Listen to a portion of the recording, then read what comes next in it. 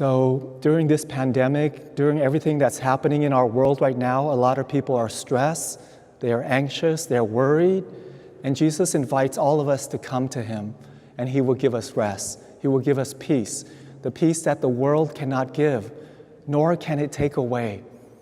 Only Jesus can give us this peace. When we come to enter into a relationship with Him, to know Him, then we will experience His peace and His joy, regardless of what is happening in the world.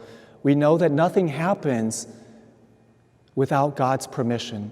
And if He allows it to happen, He's going to bring about a greater good. So there's nothing for us to worry about.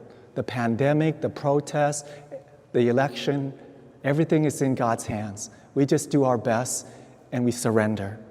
We don't get caught up in the worrying and the fear because everything is in Jesus' hands.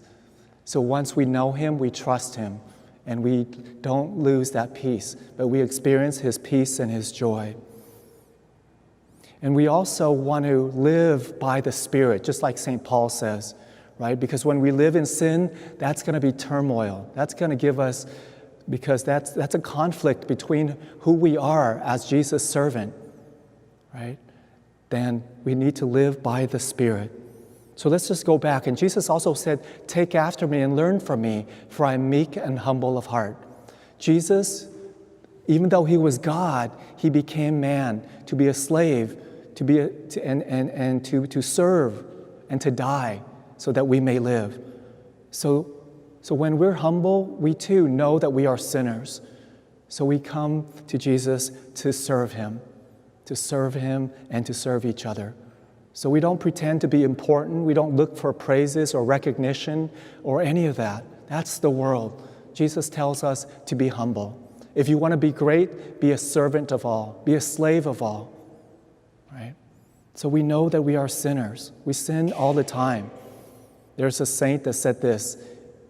He knows that he has sinned so much in the past. He is sinning in the present moment, and he will sin in the future. So he accepts everything that happens to him.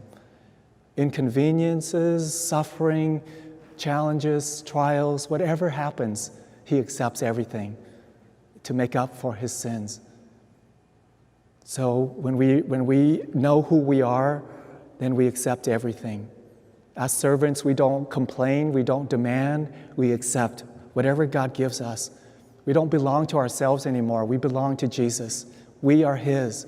So whatever He wants to do with us is fine. Whatever He wants to do with us is for our own good. So we accept everything with peace and resignation. And we live by the Spirit. We avoid sin because sin is going to bring us stress and separation from God. So we don't live by the flesh, but we live by the Spirit to please Jesus.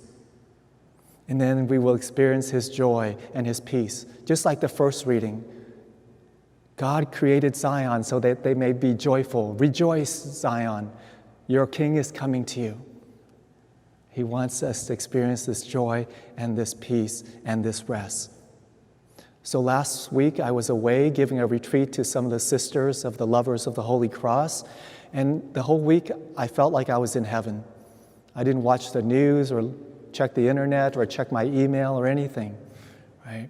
There was no internet, no Wi-Fi there anyway. But the sisters too, right? We just prayed and worshiped, and I preached about God, right? And so with that faith, with that union, with that friendship with Christ, we were all joyful. We were all at peace. We were all in heaven. Nothing can take that away. So we give thanks to God and thanks to Jesus for calling us, inviting us to come to Him, to know Him, to enter into a friendship with Him, so that we may truly experience His peace, His joy, and His love.